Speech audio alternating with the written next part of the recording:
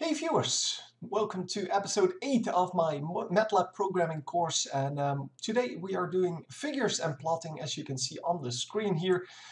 We are going to discuss several ways in which you can, generate figures, do your plots, and basically show results. That's kind of what today is about. So keep in mind that um, if you want to learn a programming language, including Matlab, but that goes for every programming language, you need to practice a lot, like all the time. You need to solve every single problem that you can possibly find by trying to program it into that language, solve it, and run into trouble, because every time you run into trouble, you learn something new, and just watching this or copy pasting these examples into your own workspace does not work. It is not good enough. You need to kind of practice with your own examples, with your own variables, and on the basics of what I tell you here.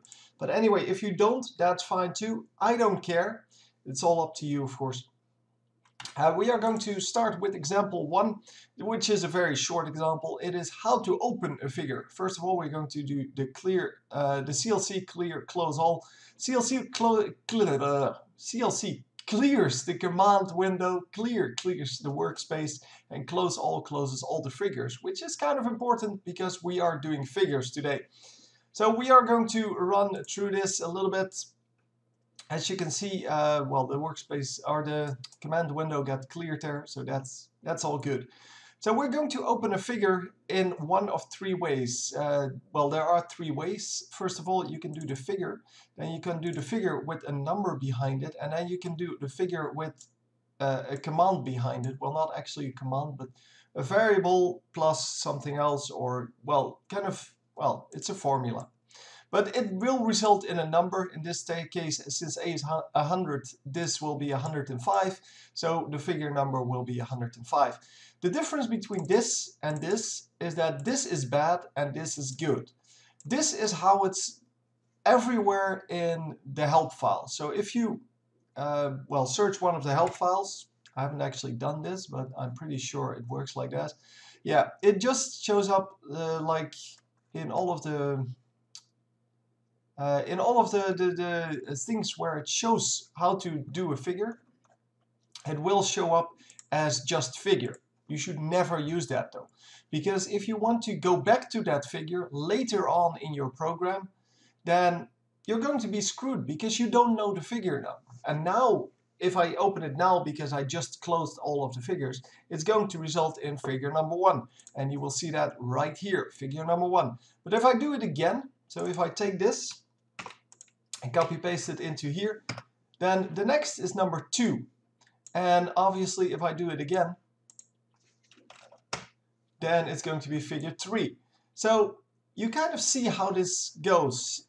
Unless I have perfect control over which figure opens when, I cannot go back to previous figures. And you never want to do that. If you do it like this, figure 100, it is going to always be figure 100. And I don't know why it closed. I probably double-clicked. Here it is, figure 100. So if I redo figure 100, so if I retype that, it's still going to open as figure 100. It's just going to overwrite the old one, which is exactly what we want, because we want to be in that same figure if you want to edit something in it. And that is what you're going to do a lot. I will tell you now, it is so important. Give your figures names. So in this case, figure a plus 5 is 105. So it should open figure 105. There you go, 105. So as I said, if I run this again, it's going to open figure 105 once again. So by doing it like this, you have full control over which figure is which and where you should leave your graphs, basically. So you can plot in figures, you can also retrieve data from figures, you can plot other data in those figures, and all of that is very useful. Keep that in mind if you want to do this. So there's a lot more to tell, of course, and therefore we are going to go to example number 2. Example number 2 is very long, as you might have noticed. So we're going to start off with the same thing. We're going to clear the entire workspace and everything, all of the figures are closed. And we are going to set up first some, well, vectors, I guess. Some variables. So we have x, we have y1, we have y2, and here you can see that they are all 1 by 101. It doesn't really matter. But basically, this is from 0 to 1, this is from 0 to 1, and this is from 0 to 1. It's just that this is x squared, and this is x. The dot is there because it's a vector, and I want it the squares by element. So I don't want it to take the entire x vector and do the square of that. I want it to be the square. Each individual entry is going to be the square of one of the x entries. Anyway, just doing it like this. So I showed you a figure, so figure with no number. This does exactly that. So by putting it like this, it's going to open a random number figure. Well, I don't have control over it. It's not random, of course. It's the next in line, starting from 1 and going up to whatever. I think it's like 2 billion. It's going to just open the next figure and plot it in there. But if you already have a figure open, it's going to plot in that figure. And we will see that in the next example here, because we're going to open figure number 100, which is of course the way you should have done it in the first place. Oh, sorry. Windows always wants to think for me. It's so annoying. So we have figure 100 now, and I'm going to use the same command that I used here, but instead of opening a new figure, it is now going to just plot in figure 100, because I opened figure 100 and then I plot in it. However, if I do this again, it's not going to open another figure, it's just going to plot in the same figure. So still 100, but it overwrites the old plot. That is not what we want, obviously. So once again, yeah, this would be one statement. This would be later in your program if you want to plot something new. That's why I entered the figure 100 there again. You don't have to do that. As long as it is on that figure, so as long as that is the selected figure, it's going to plot in that. But I just wanted to make it clear what it does. So it's going to write the first one. Then we're going to write hold on. Hold on means that everything that's in the figure that I put in so far is going to stay there, or should stay there. So hold on, and then we're going to plot the second line. And as you can see, we now have two separate graphs. Obviously, it's not very pretty because they're both blue. So we're going to change that. And we're going to do once again figure 100, clear figure, because there's already something in there. I knew that in this case. So CLF is clear figure. It clears out everything, so including the hold.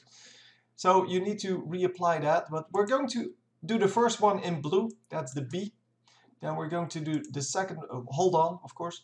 The second one in red, which is the R. We're going to see all the colors come by in a moment. Second way to close your figure. First one was clear figure. Second is going to be close with the number behind it. Since I know this is figure number 100, it's going to close figure number 100. Figure number 1 is still open. That was the one that got generated by this line. But we are going to remake figure 100. There it is. Oh, come on. Stop thinking for me. And we're going to place it over there. And then we're going to run through this. We're going to first make a blue line that makes X and Y1. So we have seen that. Yeah. There you go. It's a blue line. We're going to say hold on because we want to keep that line in there. Then we're going to do X, Y1 with green dots. And what it makes is it's going to plot the green dots, and I will show you in full screen. It's not really obvious what it does, but it will make, yeah, it's kind of crappy to show you like this, but it's going to make the blue line.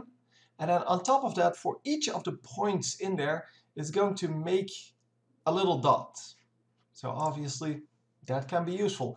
Keep in mind that if you reverse these two, so if you do the green dots first and then you plot a blue line over them, which I can do right now, because currently the last thing he did was plot the green dots. So if we now plot the blue line over it, and we open figure 100 again, we will see that, yeah, it's not very clear, but the blue line actually goes through the points. So the points are not on top of the, the green dots are supposed to be on top of the blue line. That was what I wanted to do.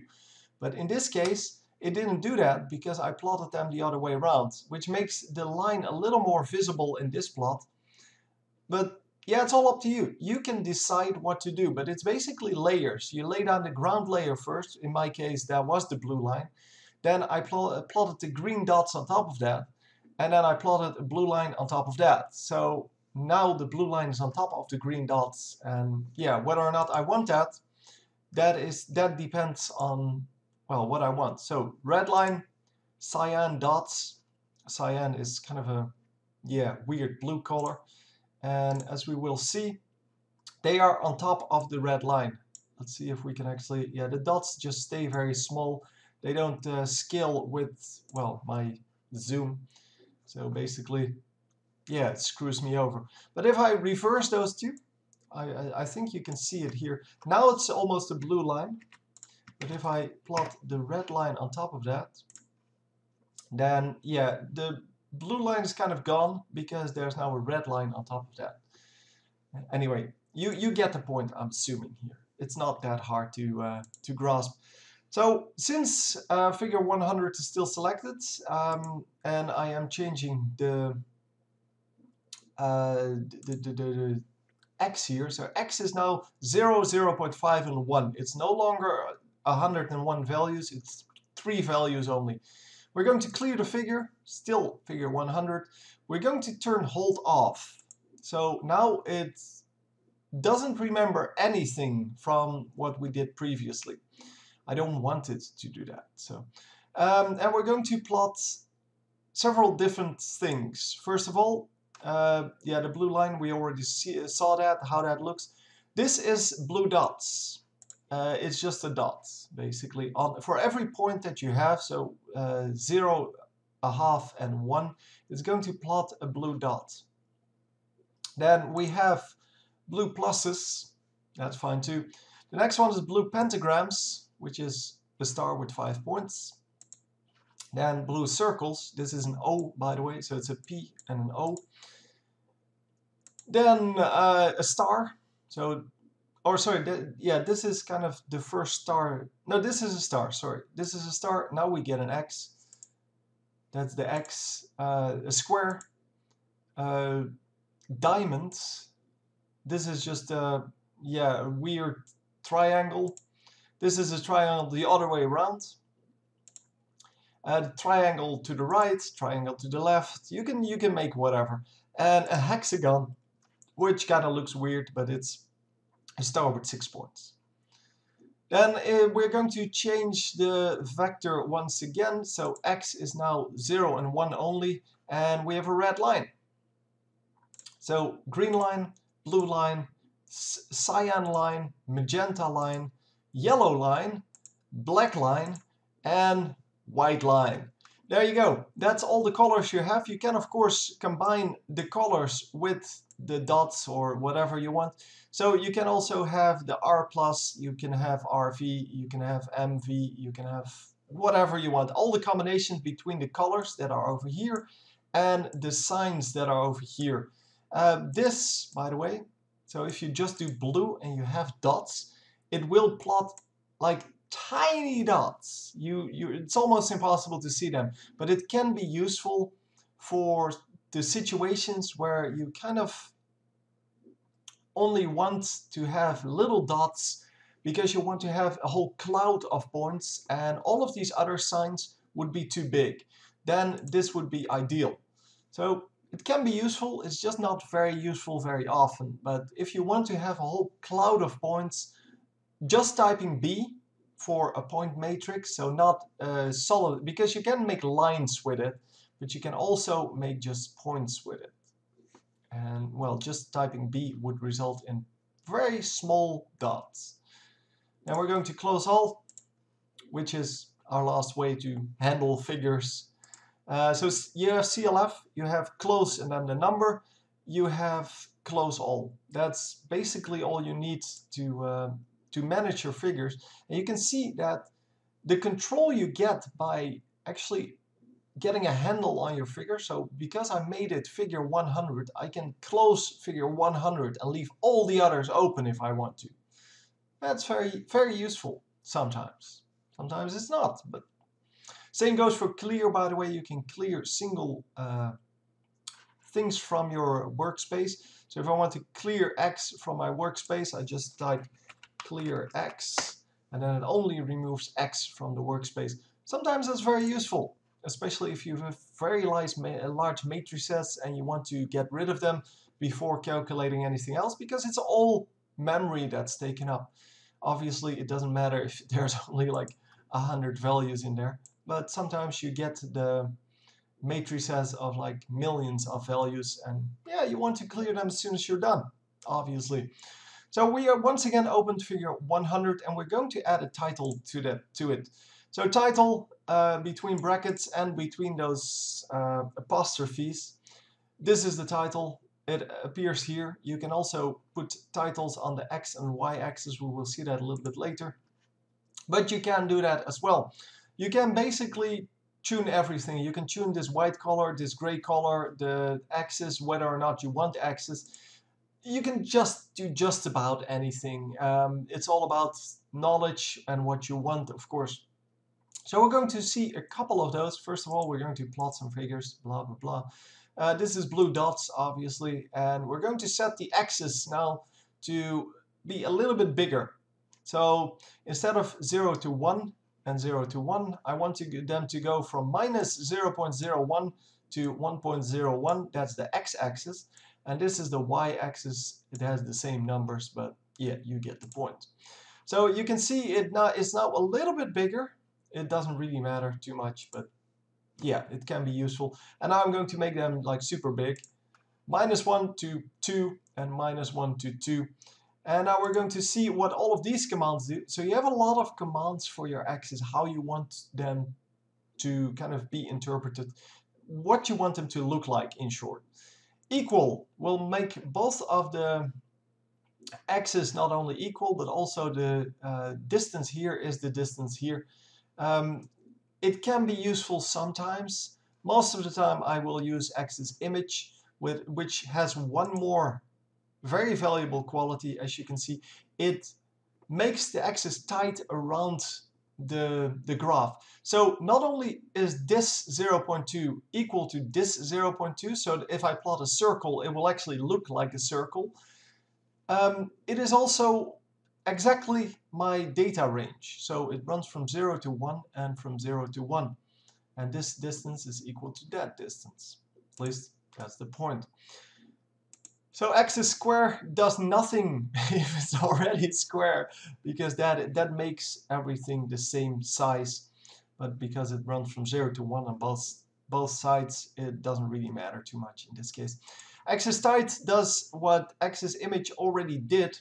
It makes that your maximum on both of the axes and your minimum on both of the axes is the minimum and maximum of your data range. So it can be very useful. Axis normal is, well, what you get if you start up the figure. By the way, I will now show you axis square. Now I can actually show you, because now it changed. So it changed from the normal to this. Yeah, it's kind of hard to show you without, hang on. Yeah, I can do that here.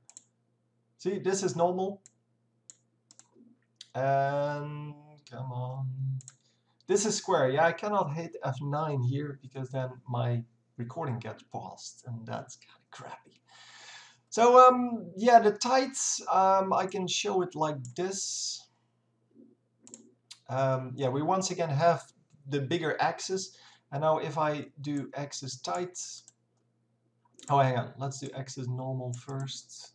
So normal, you see that it's out of whack. The X and Y are not the same anymore, but that doesn't get fixed by this.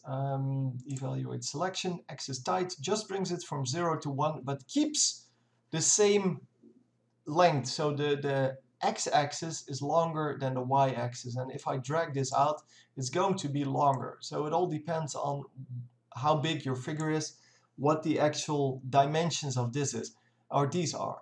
If you do square, F9, there you go, and you drag it out, it stays the same. There's your difference. Image, by the way, is used very often if you're displaying an image, because if you're displaying an image, what you want is you want all of your pixels to be square. If they're not square, your picture is going to look like crap. But fortunately, it's built into most of the well, the image show and things like that. So if you show an image, it knows that you're showing an image. But if you create your own image from like a graph, you may want to use X's image to, well, kind of clean it up for you. Anyhow, X's auto does, well, the same as X's normal, basically. It only it doesn't reset it, but it resets the numbers, not the view. So X's normal will also reset the view. X's auto will not reset the view. It will just reset the numbers. X's off, yeah, that's a very common one for me, because I like this. If I plot like, yeah, if I make movies with this, so if I want to show people how something develops over time, I don't like the axis to be on. I like the axis to be off, and I will add on an axis later in the movie, because it's just so much prettier. But otherwise you see that if the variables move a little bit, it's going to show like 0 to 1, 0.1 to 1.1, 0 to 1, 0 to 1.1, things like that, and it just keeps jittering. But you can turn them off. You can also turn them back on, obviously. Yeah, that's about all I have to say about that. So going into something new then, we also have the ability to plot 3D crap. And this is a sphere. As you can see, it is not a sphere.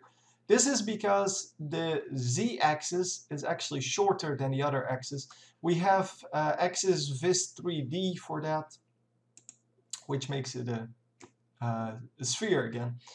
It's kind of a command that you never use, but yeah, I thought I'd show it to you anyway. Then, once again, figure 100.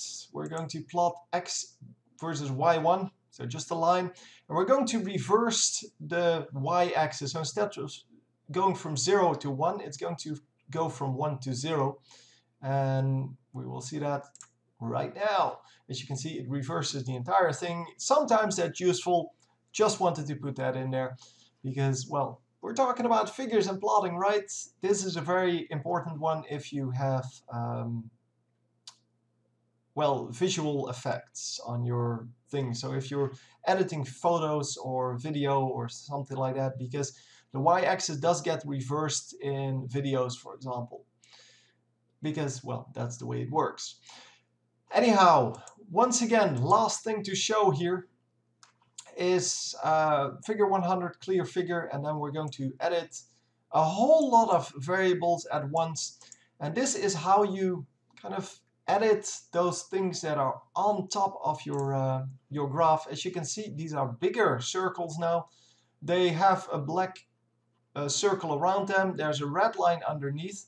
So all in all, there's a whole lot happening. And just seeing from here, first of all, we have a line. You can do several things with this. You can also make it like double line. Then it plots something else. I will try it. Well, no, you'll have to try it out for yourself.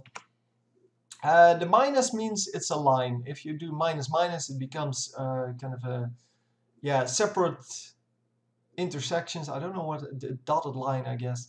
You can also make an actual dotted line by doing it like this. There are several more, but I'm not going to bother you with that. Line width 2, which means that instead of the line width 1 that we normally have, we have a little bit of a thicker line here running through it. And that is the red line, of course. And then we get to the markers, which are the little round things on there. Marker edge color is black, so the K is for black, the B is for blue, so K was the only thing that was left. Then marker face color, that is kind of the color that's inside of, so not the edge, but everything else. That is, well, stated as an RGB, so red, green, and blue, going from 0 to 1. So it's full green, and then a little bit of red and blue. And the marker size is 10. The marker size obviously scales the markers from whatever you want them to be. But yeah, let's show you something else. Line width 5, and this, we can make this red. We can make this I don't know what color that is, and we can make the marker size 2. And then you will see that this is a completely different plot. Evaluate selection, there you go. So as you can see, completely different plots. It is now a dotted line in magenta, and it has red things there. I'm not actually sure where I screwed up. Oh, I think I made the marker size a little bit too small. So let's make it 8. Doesn't really matter too much.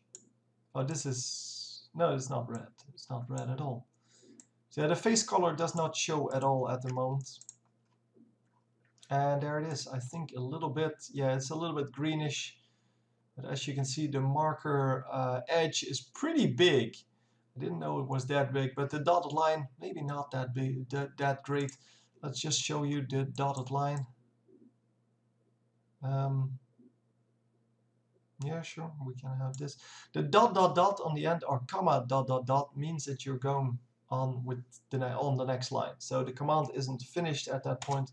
It's just on the, it continues on the next line. That also isn't used a whole lot.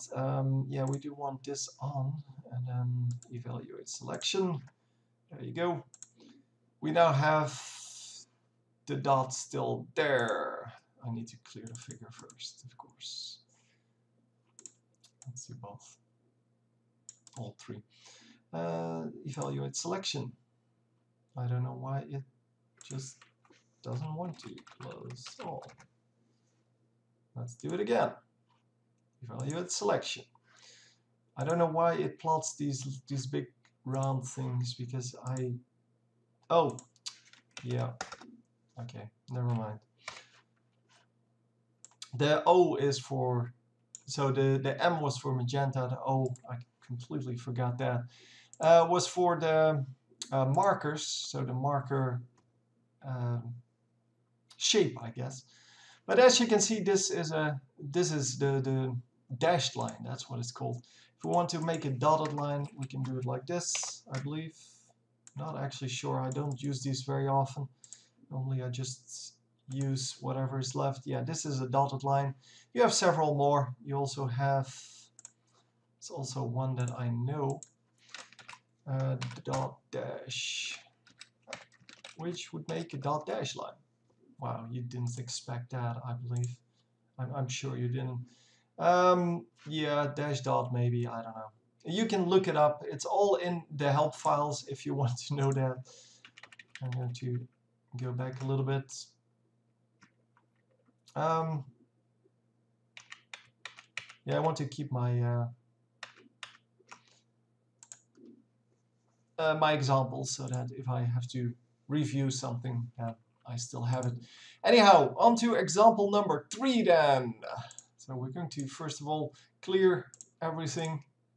Yeah, let's do it. Then we're going to set up X, which is not supposed to be like this. It's supposed to be like this. And yeah, that's what you get for trying out several things. So it's going to run from 0 to 1 with a step of 0.01 for both X and Y. So X, Y, and then Z is going to be sinus X plus cosinus Y. Yeah, so sine of X plus cosine of Y results in something. I don't really care. And now that we have X, Y, and Z, we have to plot in 3D. So we do open a figure, the same as we did normally with figure number 1. And we're going to use plot 3. Plot 3 obviously is a 3D plot with 3 variables, x, y, and z. We can give it a color if we want to. We don't have to, then it's just going to pick blue. And if you plot multiples at once, it's going to give them different colors as well. But for now, we're going to add, so the hold on, because we want to keep this. And we're going to plot red dots on top of it. There you go, red dots. And we're going to label the axes x, y, and z. So that's the only thing I really wanted to do with it. You can do exactly the same things with 3D graphs that you can do with others, but you can do more.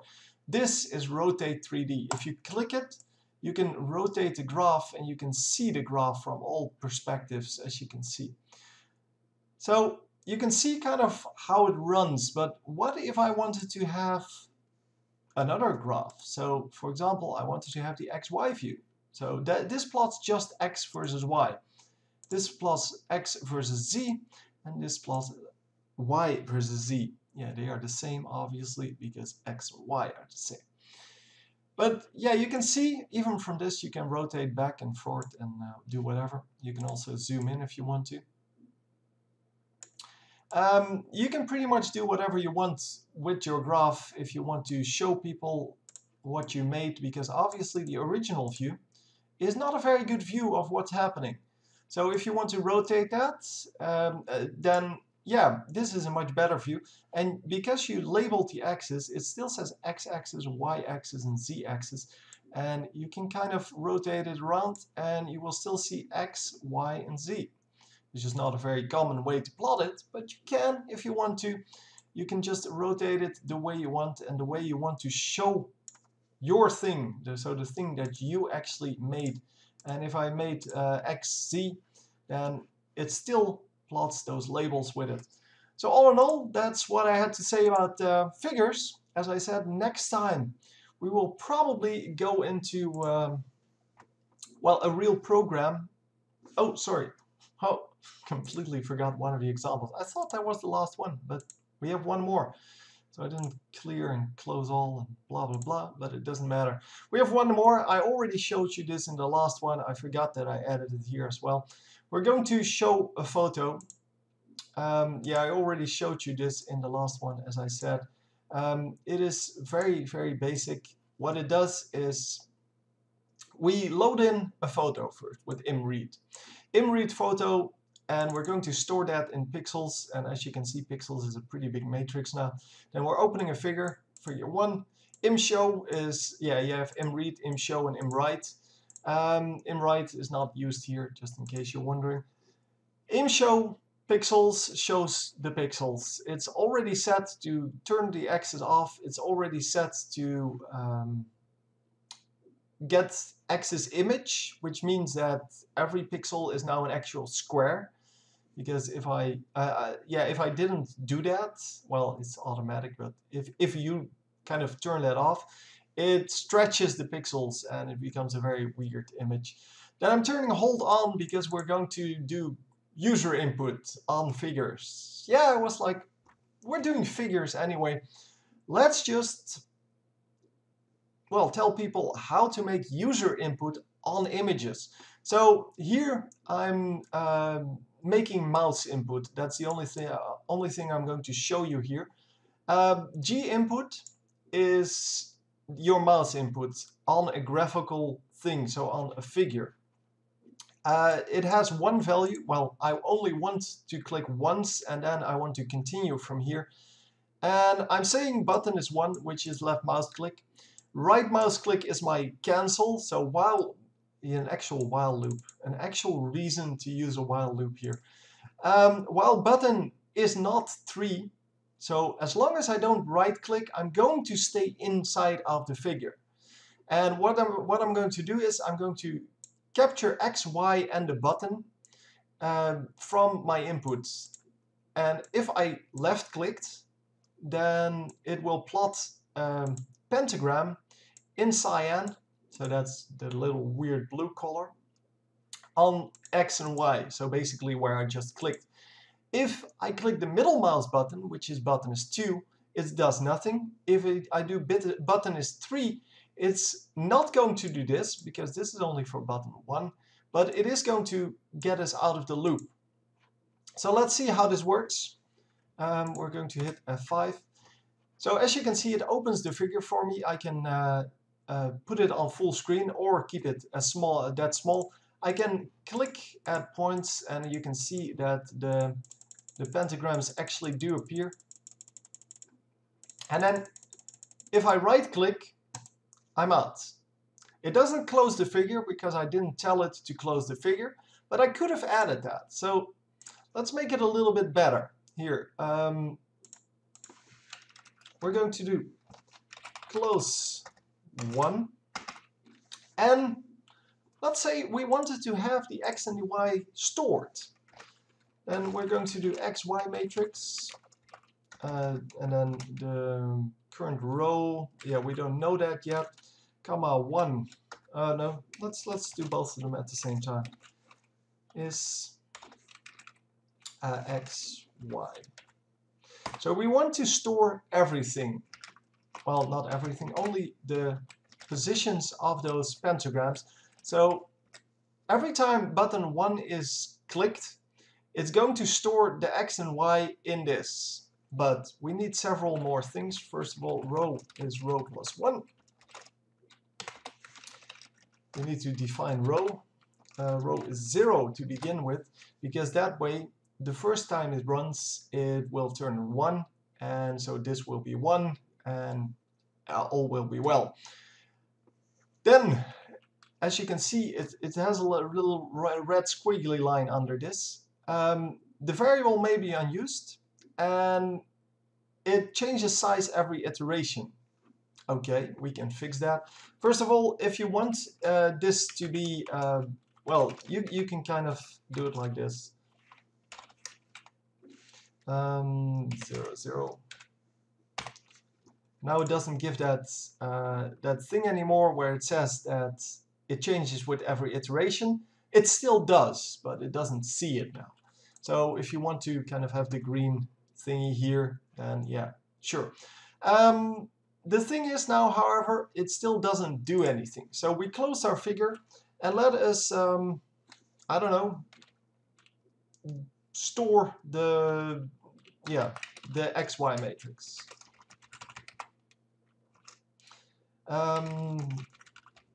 It's going to store the XY matrix, that's this one, this is the variables, in the mat file, so it's actually a file on your computer, XY matrix. So we're going to run this, and we're going to click a couple of times, get out of here. As you can see, it closes the figure, and it did save this. But where is it at? I mean, yeah, as you can see here, xymatrix.mat is now on my computer, so in my current folder. If I do load XY matrix, I have my XY matrix, I can see it. Will take a little bit, and here are all the values that I clicked. So basically, I now stored what I did on my computer. I can of course also use it in my program for the rest, but I stored it now on my computer, maybe to use later, who knows. Yeah, there's really no reason why you should store it if you want to use it in this program, but maybe it's for another program, maybe it's to send it to someone else. This just saves your variable, in this case XY matrix, in a file xymatrix.mat. So you can also make this into save file name, and then we run it again, blah blah blah blah blah. It will still store it, and I will have created save file name.mat. It's that easy. So that is then all I have to say about figures. Next time we will go into some random other program, unless someone actually leaves me a comment on what they want to see in specific. But otherwise, we're just going to go into something random that I came up with. Anyway, hope you learned something today, and I will see you next time.